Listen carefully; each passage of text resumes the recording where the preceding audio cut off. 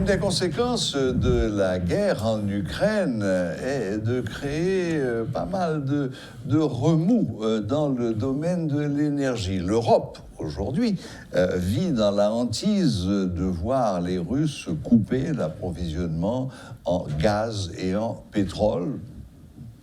Les pays sont plus ou moins inquiets. L'Allemagne est très inquiète car elle dépend en très grande partie du gaz et du pétrole russe. La France un peu moins car elle a eu pendant des années, des décennies même, une politique de nucléaire, d'énergie nucléaire. Elle est donc moins dépendante.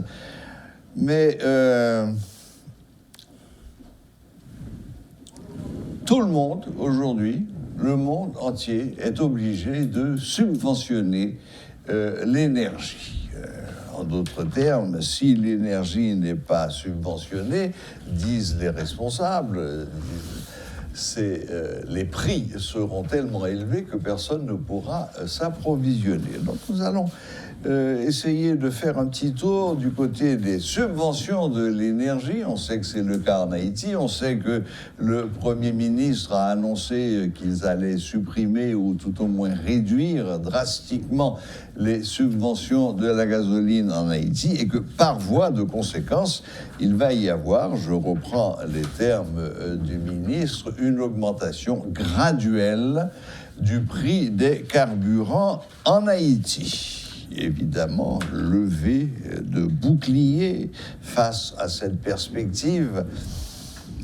On va voir ce que ça va donner quand ça va arriver. Donc aujourd'hui, plein feu sur l'énergie et les subventions de l'énergie en Haïti, dans le monde, retombée de la guerre en Ukraine, en Haïti, et puis aussi peut-être, pourquoi pas, similitude avec la situation en Haïti. Bonsoir William Savary. Bonsoir Serge, bonsoir Métropole, bonsoir Haïti, bonsoir tout le monde. Voilà, donc nous parlons des subventions à l'énergie en Haïti et dans le monde et on cherche des similitudes, des différences. Avant de nous engager sur cette voie, je veux clarifier un point au prime abord. C'est que on a dit qu'il y a une certaine similitude entre ce qui se passe en Ukraine et ce qui se passe en Haïti. On a dit qu'on allait voir. Oui, c'est ça. Maintenant, c'est vraiment d'un point de vue, c'est ce qu'on appelait l'extrapolation. Hein? Nous avons tous vu, nous savons qu'il y a ce conflit entre l'Ukraine et la Russie. Et nous savons que les menaces de la Russie en matière d'approvisionnement de l'énergie au pétrole à l'Europe, en fait tous les pays de l'Europe d'ailleurs. Et il y a récemment, ce qu'on a constaté sur le marché international, c'est une dévaluation de l'euro. Absolument, qui est aujourd'hui à égalité avec le dollar américain. $1 pour €1. Maintenant, il faut souligner tout de suite que l'énergie, c'est une des bases fondamentales de l'industrie. Et sans énergie, il n'y a pas d'industrie, il n'y a pas de croissance, il n'y a pas de revenus. Oui. Et l'anticipation, parce qu'en fait, il faut dire que le marché financier en général, le marché du capital, évolue en fonction des anticipations. Donc, le fait que le marché anticipe qu'il pourrait y avoir des difficultés dans la production en Europe, des difficultés dans les revenus des entreprises. Donc, les gens commencent déjà à se débarrasser de leur euro pour se trouver du refuge dans d'autres monnaies. Parce que la chute de la production, la chute de la consommation, en fait, entraînerait la chute de la consommation, entraînerait également l'augmentation du chômage. Donc, et ceci, je le dis avec beaucoup de certitude, parce qu'en fait, c'est quelque chose qu'on a déjà vu à travers les temps. Mais pour venir tout près de nous, nous avons constaté que récemment, il n'y a pas longtemps, que Haïti ne bénéficie plus des avantages de Petro-Caribé. Et On se souvient que lorsqu'il y avait Petro-Caribé, Haïti avait un crédit et le taux d'intérêt sur ce crédit était de 1%, avec une date 2 ans de sursis. Exactement, 2 ans de grâce avant de commencer à payer, oui. Oui, maintenant, on doit se rendre compte que l'énergie est à la base de la croissance économique.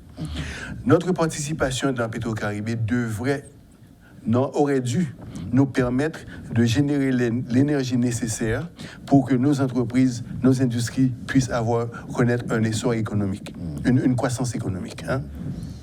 Donc, ceci n'a pas eu lieu parce que les fonds, les revenus qui ont été générés ont été dilapidés, etc. Oui. Mais fondamentalement, ce qui arrive à l'Europe, c'est ce que nous vivons en Haïti depuis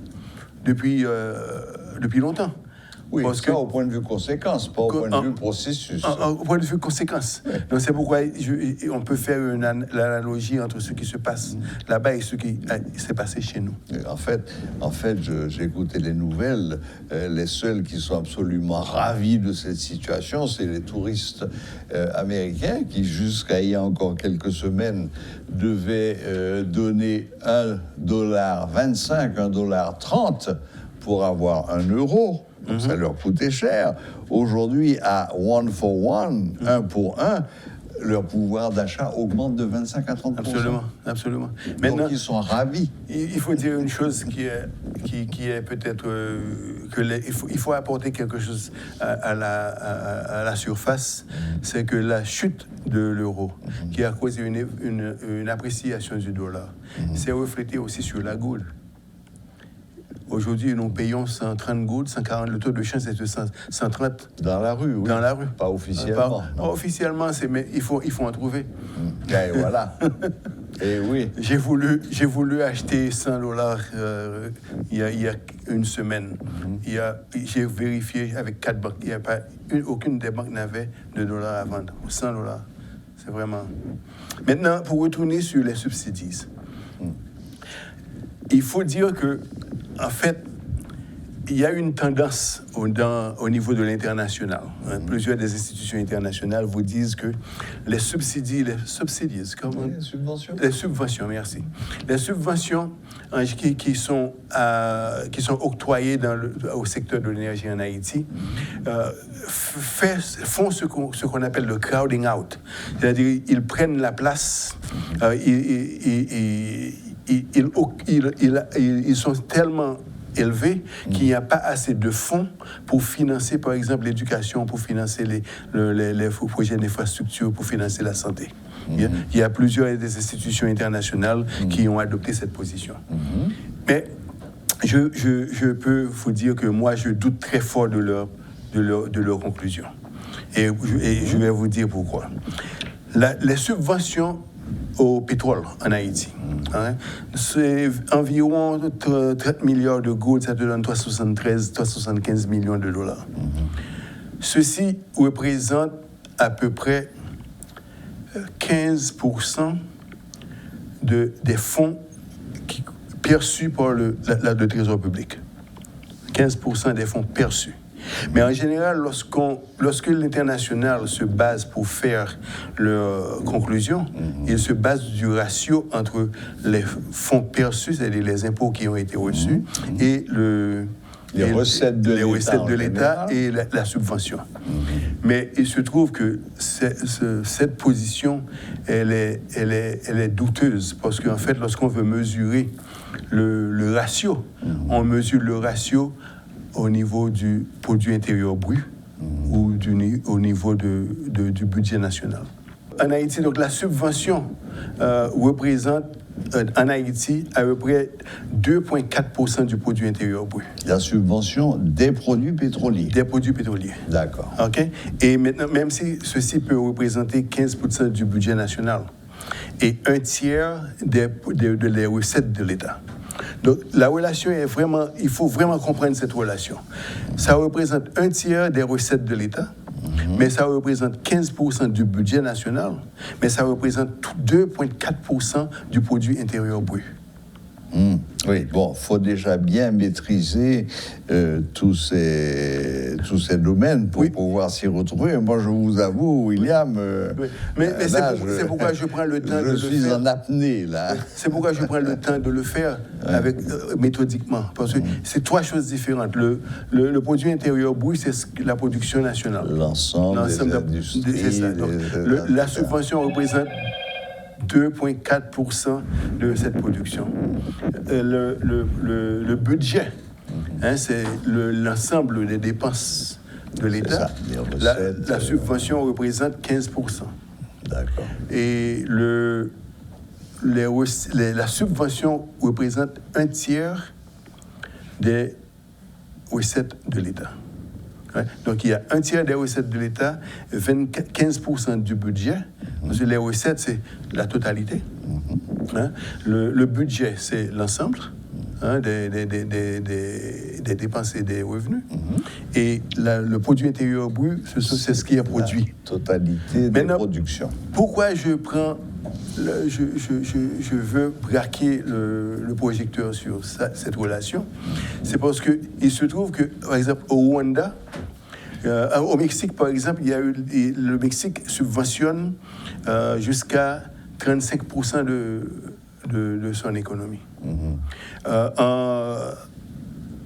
Aux États-Unis, les programmes sociaux, le niveau de subvention, c'est 56%. Wow. En France, ça représente 5 à 6% du produit intérieur brut. Et donc, la notion que les subventions servent d'entrave au financement de l'éducation, au financement de la santé, au financement des infrastructures, etc. Cette conclusion, elle est fausse. Parce que Haïti, les ratios pour Haïti ne sont pas exagérément loin de ce qui est la norme. C'est vraiment le point que je veux signaler. Okay? Maintenant, l'international nous dit qu'à cause de cette subvention, on n'est pas capable d'investir dans la santé. Mais il se trouve que la dernière fois, nous avons eu les dernières recherches qui ont été faites. Le budget national pour la santé, c'est à peu près 8 millions de dollars. Mais au niveau de l'international, les appuis financiers qui viennent à la santé s'élèvent à 260 millions. Donc, vous avez presque 300 millions de dollars par année qui sont investis dans la santé. Au niveau de l'éducation... On peut se demander où sont les résultats. Bon... Ça, on a évoqué la dernière fois qu'il y a des fonds disponibles pour le faire, mais c'est la question comment intégrer ces fonds dans le budget national, comment préparer un programme national de santé. Donc ça devient un autre débat. Mais le point maintenant, c'est est-ce qu'il y a les ressources financières nécessaires pour le faire? L'autre point qu'il faut signaler, très important, l'international vous dit, à cause de la subvention, il n'y a pas assez de fonds pour l'éducation. Mais ça, il y a 317 millions de dollars. Le budget national, les crédits pour l'éducation nationale, c'est 317 millions de dollars. Donc, et ceci sans prendre en considération toute l'aide extérieure qui peut être attribuée, qui peut être contribuée au budget national de l'éducation. Donc, parfois, les conclusions qui sont... les gens parviennent à des conclusions parfois qui sont, je pense, un petit peu hâtives. Et ces conclusions et l'analyse des chiffres méritent beaucoup plus d'attention pour qu'on puisse avoir des résultats et des conclusions qui pourraient être plus porteurs, c'est ça? Plus porteurs en matière de performance, en matière de contribution à l'épanouissement de la nation et le service public. Mais ce qu'il faut retenir, c'est qu'on ne peut pas accepter les conclusions hâtives. Lorsque les conclusions sont présentées, il faut avoir la clairvoyance d'esprit, c'est ça? Oui. Pour les analyser de façon critique et de façon analytique et comparer les ratios. Et c'est à partir de la comparaison des ratios qu'on peut vraiment déterminer si oui ou non le pays est est dans les normes. Mais ce qu'on pourrait vous opposer, William Savary, c'est que ces conclusions que vous qualifiez de hâtives sont faites par des organisations qui sont bourrées de grands cerveaux, qui ne font que ça. Et quel intérêt aurait-il à conclure des choses qui sont fausses? Bon, écoute, ce que je dis, ce sont mes conclusions. C'est à partir de mes recherches. Non, vous avez démontré c'est mon point voilà, c'est ça. Mais ma question est... Non, il n'a absolument aucun intérêt. Pourquoi est-ce que les autres auraient intérêt? Non, ils ne le font pas méchamment. Ils le font simplement par manque d'attention. Si les gens vraiment voulaient se donner à une analyse sérieuse, parce qu'en fait, il ne faut pas oublier que malgré que ces institutions soient bourrées de tout ce qu'on veut, mais les gens en général qui sont dédiés au travail en Haïti, ce ne sont pas les plus brillants. Ce sont les gens qui finissent, qui viennent de finir avec l'école et qui ont un parent, qui ont un job, qui veulent faire un stage et on les envoie en Haïti. Il faut pas sous-estimer ça. J'en ai rencontré plusieurs en Haïti, en Afrique et en Europe de l'Est. Ce sont des gens qui avaient à peine fini leurs études parce qu'il y avait un parent, un ami, un contact, ils ont obtenu un job et leur premier job, c'était ça. Donc, mais le point de faire, de connect the dots, comment on dit ça en français? Pour en fait, mettre ensemble, fédérer les points disparates. Ouais, c'est ça. Fédérer les points disparates pour aboutir à une conclusion. Ça, c'est ce dont on a besoin. Bon, j'ai une dernière question pour vous, William. Une question à $1 million. Est-ce que, comme moi, vous appréhendez la prochaine et inévitable augmentation du prix des carburants en Haïti? Bon, ceci va causer des troubles. En fait, c'est ce que tout le monde s'attend. Il ne faut pas oublier que les grands troubles de février... Pays LOC. Oui, qui ont abouti au Pays LOC, mais où il y a eu tous ces pillages, tous ces magasins brûlés, pillés, etc., c'est venu après que le gouvernement... Bon, il est vrai que le gouvernement n'avait pas agi avec beaucoup de prudence, puisqu'ils avaient carrément doublé le prix directement, violemment. Là, il y a déjà... apparemment, ils ont appris puisqu'ils ont parlé d'une augmentation graduelle. Donc, ça ne va pas venir d'un coup. Mais vu les premières réactions face à cette annonce, j'ai l'impression qu'il faut s'attendre quand même à ce qu'il y ait beaucoup de troubles dans le pays lorsque ça va se produire, non? Bon, faisons... En général, il y a les troubles qui peuvent se produire parce qu'en fait, il y a des raisons revendicatives, de revendications légitimes. Parfois, il y a des troubles qui arrivent parce que ce sont des troubles, il y a des raisons politiques. Pure politique, oui. On est bien d'accord. Mais si on reste dans l'approche analytique de la chose, la dernière augmentation que nous avons eue dans le pays, c'était en décembre 2021. Okay.